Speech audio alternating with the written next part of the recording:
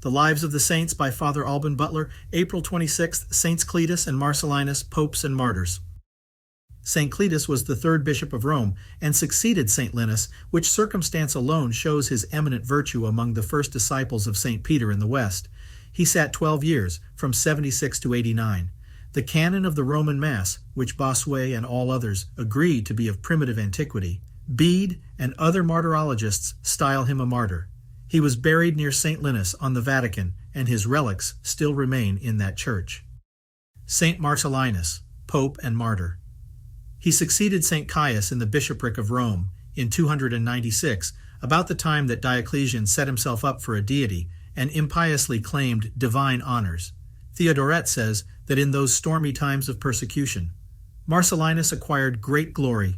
He sat in St. Peter's chair 8 years 3 months and 25 days, dying in 304, a year after the cruel persecution broke out, in which he gained much honor. He has been styled a martyr, though his blood was not shed in the cause of religion, as appears from the Liberian calendar, which places him among those popes that were not put to death for the faith. It is a fundamental maxim of the Christian morality, and a truth which Christ has established in the clearest terms and in innumerable passages of the gospel, that the cross or sufferings and mortification are the road to eternal bliss. They, therefore, who lead not here a crucified and mortified life, are unworthy ever to possess the unspeakable joys of his kingdom. Our Lord himself, our model and our head, walked in this path, and his great apostle puts us in mind, 3, that he entered into bliss only by his blood and by the cross. Nevertheless, this is a truth which the world can never understand, how clearly soever it be preached by Christ and recommended by his powerful example and that of his martyrs and of all the saints.